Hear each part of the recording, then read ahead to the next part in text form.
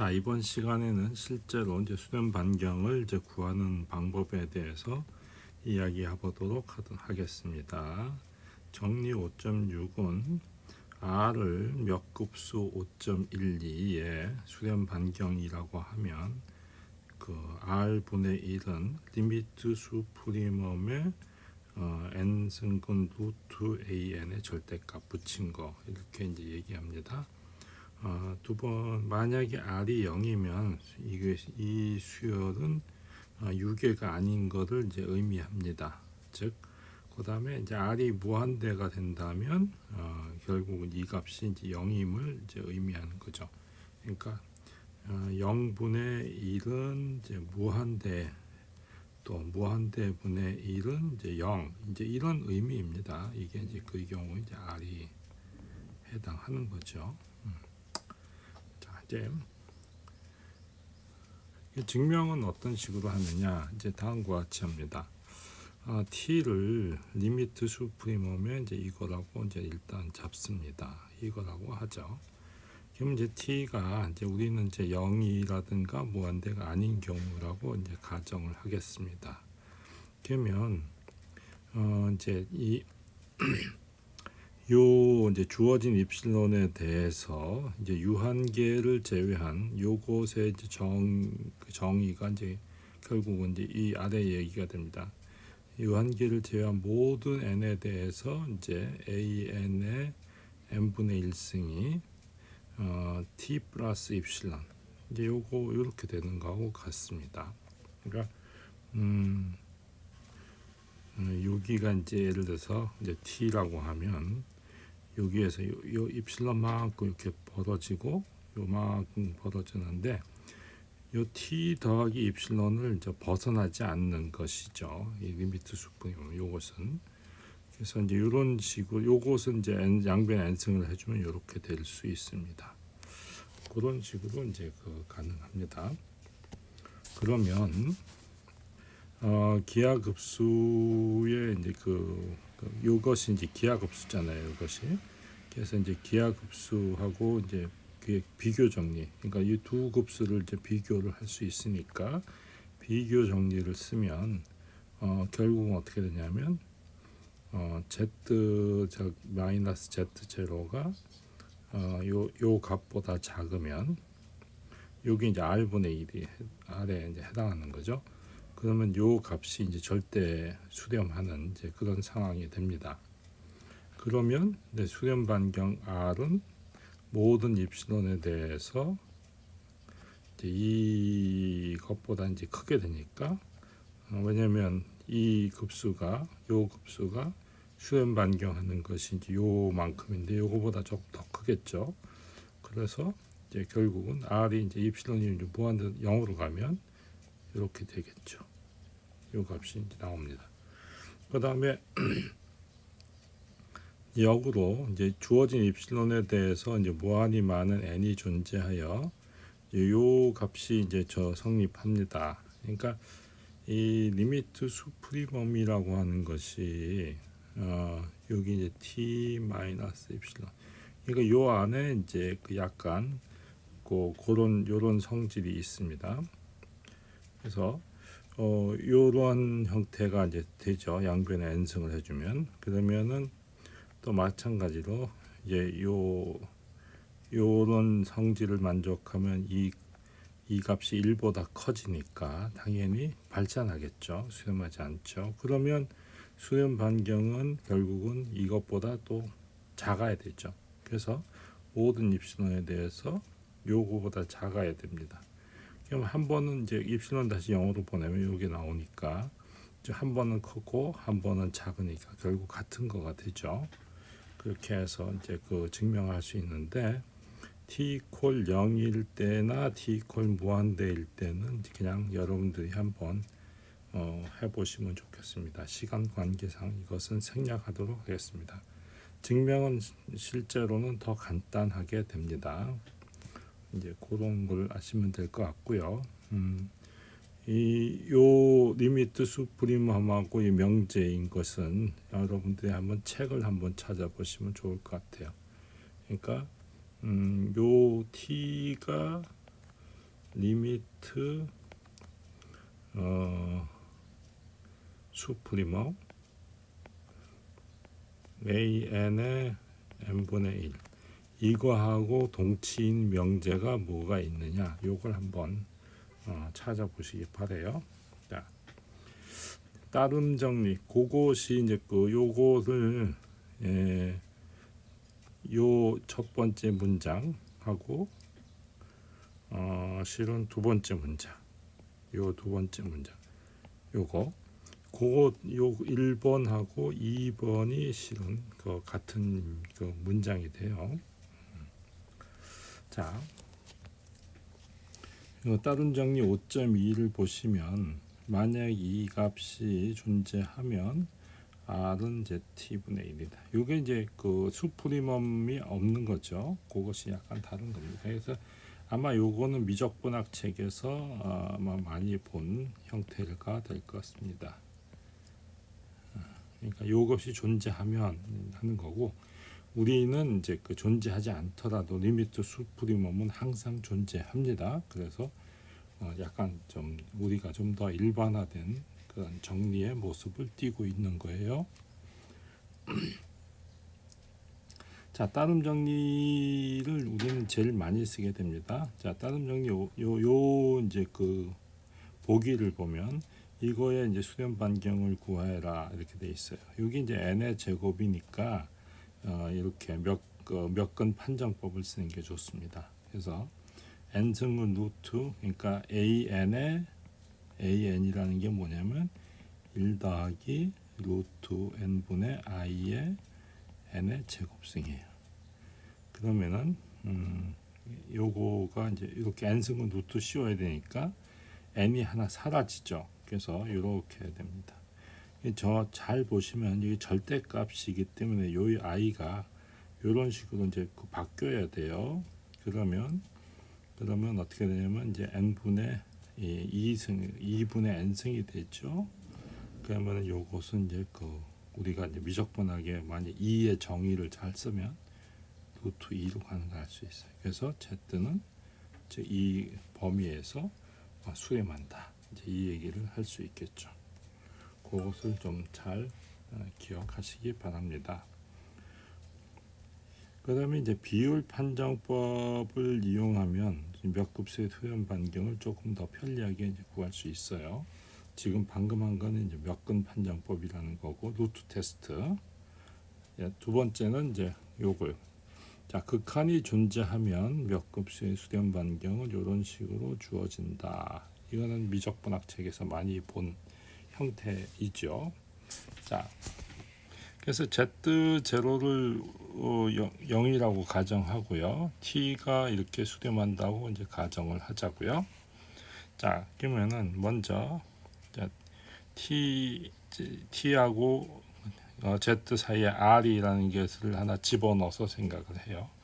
그러면 극한의 이제 정의에 의해서 보면 이제 이 극한이 존재하니까 이제 그 자연수 n이 존재해서 이제 요렇게 되면은 요 값이 이렇게 되는 것이 항상 있죠. 왜냐면 t로 가니까. 그러니까 무슨 말이냐면 t라는 값이 이렇게 있어요. 그러면 지금 현재 여기 이제 요거의 극한이 여기 이제 어떻게 되냐면은 an 플러스 1에 an이 이렇게 있어요. 근데 이 값이 이렇게 가고 있어요. 그러면은 여기 r이 있으면 언젠가는 넘어가죠. 요 t에. 그러니까 요게 입실론 역할을 해주는 거라고 생각하시면 돼요. 요 r이라고 하는 것이 입실론 역할한다 이렇게 이해하시면 돼요. 그러면 그런 n이 항상 있죠. 그래서 n보다 큰 모든 n에 대해서 성립해요. 자, 그래서 그러면은 이제 a의 r의 n승을 b라고 둡시다. 먼저. 그러면은 이제 요 값은 어떻게 되냐면 요 값에다가 r의 n승 해주면 이게 될 거고 그러면 이게 어떻게 되나요? 5.15에 의하면 이제 a의 요 5.15를 보면 a의 n 분의 a의 n 해주면 이것이 지금 r보다 작잖아요. 그러면은 a의 n에 이게 산수가 잘 안 되네. a의 n이 r의 a의 n 플러스 1의 이거 이런 그 부등식이 성립하죠. 그래서 요만큼이 지금 여기 있잖아요. 그죠? 그래서 AN보다 작습니다. 그러면 R의 N승이 되고 이게 N자인데 이게 잘못됐네요. N자가 돼서 B가 되죠. B. 그래서 여기 B가 됩니다. 그 다음에 이제 N 플러스 1에 R의 N 플러스 1승 해주면 이게 계속 미스타이핑이 일어났네요. 이게 N 플러스 2입니다. 그러면 이제 이렇게 되고요. 다시 n 플러스 요 값은 다시 요 a의 n 플러스 1보다 작아야 돼요. 왜냐면 5.2 여기 이제 n 더하기 2 대신에 n 더하기 1로 바꿔치기 하면 되니까. 그러면 요게 r의 n 플러스 1승이 되고요. 그러면 다시 이 값은 앞에 요 값에 의해서 다시 b보다 작죠. 그래서 b보다 작아지는 상황이 돼요. 그러면 이 과정을 계속하면 모든 n보다 큰 모든 n에 대해서 항상 이것을 얻어요. 그러면 자 an의 zn승을 해주면 요거는 요 값을 나눠주면 곱해주면 똑같죠. 그러면 요 값이 어떻게 되냐면 항상 b보다 작다는 걸 방금 보였어요. 그러면 이제 요 값이 나오죠. 근데 이 값은 1보다 작습니다. 왜냐하면 여기 가정에 의해서. 그러므로 요 이것에 이제 서메이션을 해주고 이쪽을 서메이션 해주면 이렇게 됐죠. 그러면 이제 이것은 공비가 1보다 작으니까 이 값은 수렴해요. 그죠? 그럼 b는 뭐 곱해봤자 상관없고 그러면 결국은 이 급수가 수렴한다. 그런 얘기를 해줄 수가 있죠. 그래서 r은 t보다 작은 그러면 r을 이제 t로 보내버리면 결국은 이제 그 t가 r보다 이제 크게 된다. 이제 그런 얘기가 됩니다. 그래서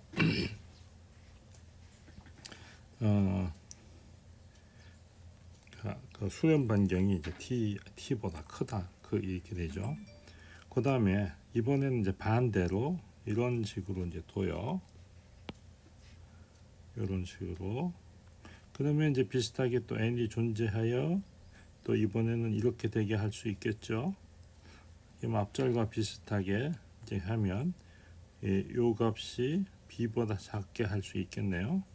그러면 이제 이것이 r보다 크면 n이 무한대로 갈 때 이 값은 이쪽 값이 이제 발산해 버리죠. 무한대로 가니까 주어진 급수는 이제 발산해요. 그럼 어떻게 되냐면 요 r보다 t보다 큰 그런 z에 대해서는 항상 발산하니까 안 되죠. 그러니까 r이 t보다 작아야 되죠. 그래서 한 번은 크고 한 번은 작았으니까 똑같아지는 상황이 이제 벌어지는 게 됩니다. 그런 식으로 해서 이제 증명할 수가 있어요. 자, 그러면 이제 보기 5.2를 보면 이제 그 비율 판정법을 어떻게 쓰느냐 하는 것을 생각하면 돼요. 그러면 이제 AN이 이제 요쪽이자 요게 AN이잖아요. 그래서 AN을 이렇게 둡니다. 그러면 이제 그 R이라고 하는 것은 이런 식으로 정의했잖아요. 절대값을 빼먹는 수가 많은데 절대값 빼먹으면 틀려요. 그래서 절대값 꼭 넣어야 됩니다. 그러면은 요것은 n개가 있고 요건 n 플러스 1개가 있으니까 지워져서 하나만 남죠. 이렇게. 그리고 이제 나머지 정리하면 되고요. 그러면 요 밑에 요 값은 절대값이 루트 2입니다. 루트 2. 그래서 요 값은 1로 가죠. 그래서 루트 2분의 1로 가요. 따라서 주어진 급수는 즉 여기에서 수렴한다. 이제 그 얘기를 해줄 수가 있어요. 자, 그래서 우리가 이제 실변수 함수에 다루었던 이제 함수열의 이제 수렴성을 이제 복소 함수열에 대해서도 이제 마찬가지로 정의하려고 합니다. 그래서 fn을 이제 f의 d에서 정의된 복소 함수열이라고 이제 해요. 그래서 fn이 f로 전별 수렴한다. 이 말은 뭐냐면 d 이상의 그 정의역에 있는 각 z, 각 점에 대해서 fnz가 f의 z로 수렴하는 것을 이제 말을 해요. 그러니까 이 z가 이제 한 움직일 적마다 이제 그러니까 이게 하나의 이제 그 고정된 이제 그 AN과 같은 역할을 하죠. 요것은 A에 해당하는 거고 그런 식이에요. 그래서 그러면 이제 이것 뭐냐면 각각의 z하고 d 입실론에 대해서 자연수 n이 존재하는데 이 n은 z하고 입실론에 의존합니다. 그래서 n이 n보다 크면 두 함수의 값의 차가 입실론보다 작다. 이게 이제 전별 수렴의 정의입니다. 고른 수렴이라고 하는 것은 z가 없어요. 여기 그냥 입실론이 먼저 주어집니다. 그러면 자연수가 그 다음에 따라오는데 여긴 z의 관계가 없어요. z하고 관계가 없습니다. 여긴 z가 있었죠. 여긴 z가 없습니다. 여기에 z가 모든 일로 와요. 뒤로. 그래서 이렇게 되면 이 값이 성립하는 것이 맞아요. 그러니까 전별 수렴하고 고른 수렴의 차이점은 z가 앞에 나타나느냐 뒤에 나타나느냐 그것이 달라요. 그래서 그것이 이제 다릅니다. 그래서 각 점에 대해서 그래서 함수가 예를 들어서 이런 형태가 있을 수 있어요. 예를 들어 그냥 우리 실변수만 생각하죠. x의 n승 이런 걸 생각해보면 n이 1일 때는 y권 x의 그래프잖아요. 2면은 x제곱, 3이면 x 3승, 4승 이렇게 점점 달라지죠. 뭐 1에서 만납니다. 그죠? 그러면 예를 들어서 이렇게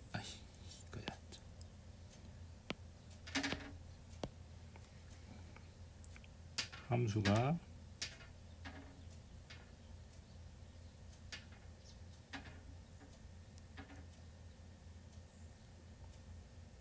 자 이렇게 있을 때 z를 이렇게 잡으면 z가 여기 있으면 이게 F1의 Z, F2의 Z, F3의 Z, F4의 Z, F5의 Z 이런 식으로 되는 거예요. 그래서 여기에 F1의 Z, 여기가 F2의 Z, 여기가 F3의 Z, 여기가 F4의 Z. 그러면 n이 잠깐 커지면 얼마로 가죠? 결국은 이게 점점 0을 향해서 가고 있다는 걸 알 수 있죠. 그래서 fn의 z는 결국 0을 향하구나. n이 무한대로 갈 때 이런 얘기를 해줄 수 있지. 이것이 바로 그냥 f의 z에 해당하는 거예요. 그래서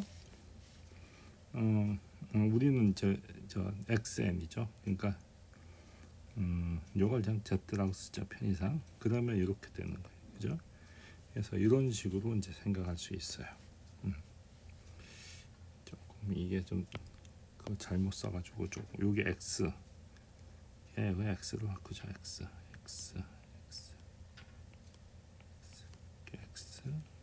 이렇게 돼. 자, 그래서 이런 식으로 이제 되는 걸 알 수 있어요. 그래서 이것은 이제 전별 수렴을 하는 거죠.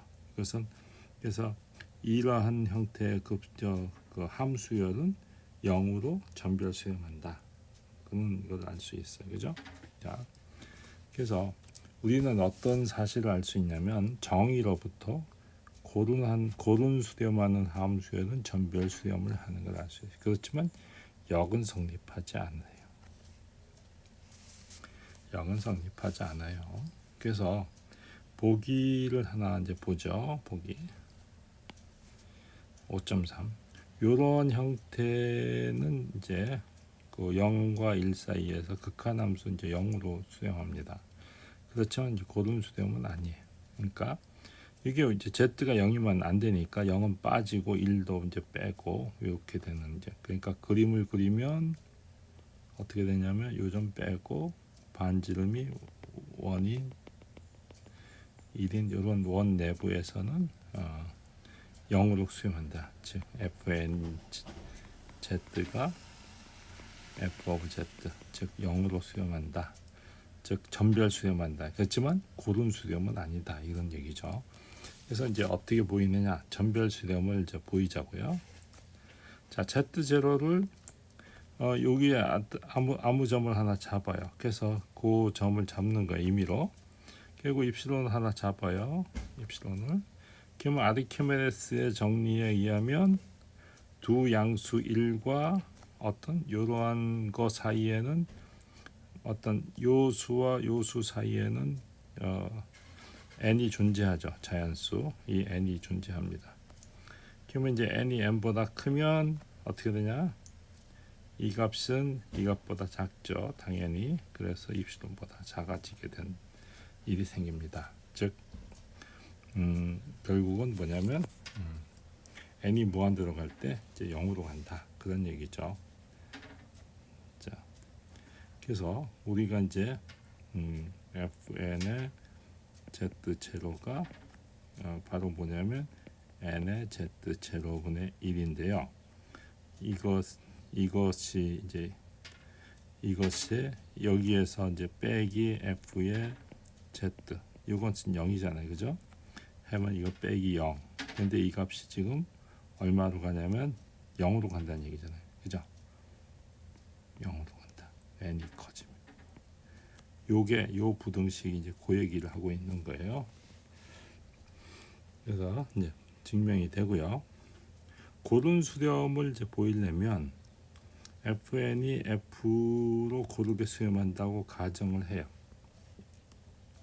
그러면 이제 입실론을 1로 잡았을 때 자연수 n이 존재해서 모든 이러한 것, 이 영역에 있는 모든 z에 대해서 n이 n이면 이것이 성립해야 되죠.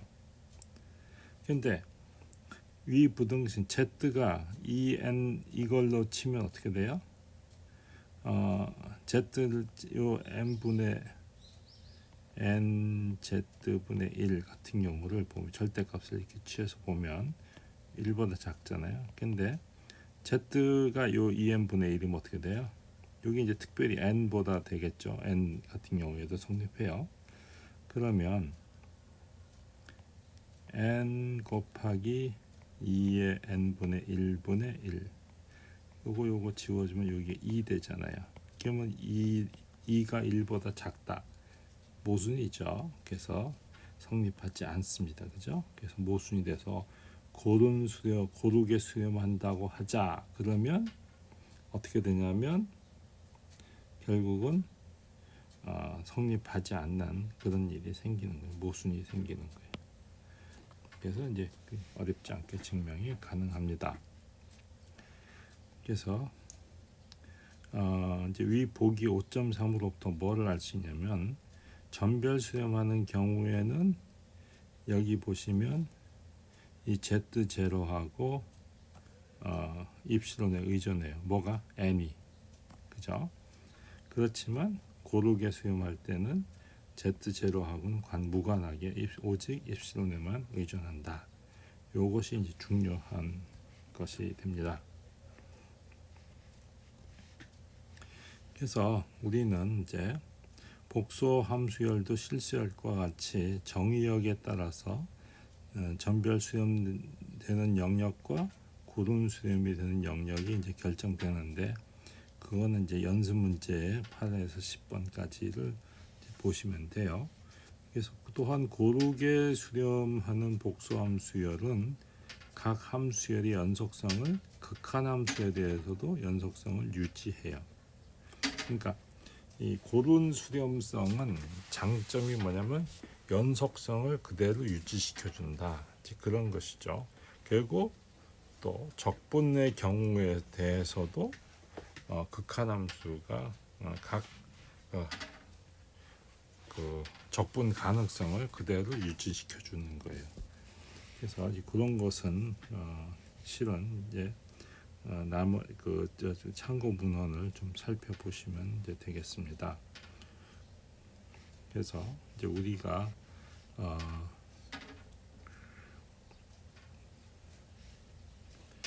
이제 보여야 될 것은 이제 5.8번 같은 경우 fn이 d 위에서 f로 고르게 수렴한다고 이제 가정하는 거죠. 여기 고르게 수렴한다.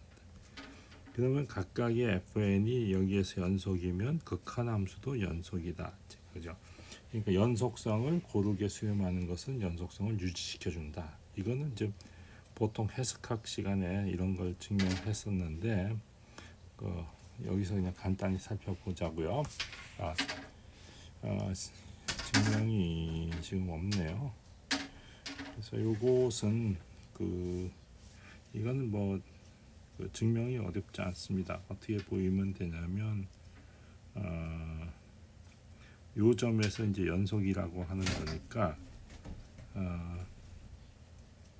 입실론을 이제 이것이 이제 주어졌다고 하고요.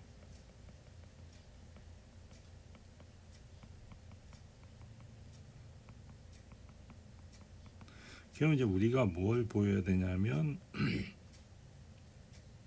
목표가 이제 F가 여기에서 연속이라는 걸 보여야 되니까 적당한 델타를 잘 찾아서 such that Z-Z0가 델타보다 작으면 F의 Z-Z0가 입실론보다 작다. 이거 보이는 게 목표죠. 그러면은 자 이걸 보이기 위해서 어떻게 보이느냐? 자, 그러면은 이제 먼저 fn이 연속이라고 됐잖아요, 그죠? 그러면은 fn이 Z0에서 여기서 연속이니까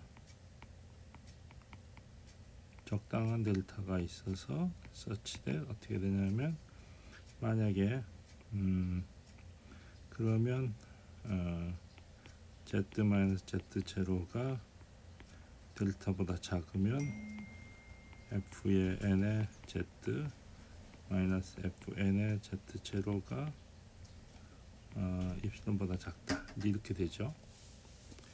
근데 Fn이 F로 고르게 수렴해요. 그죠?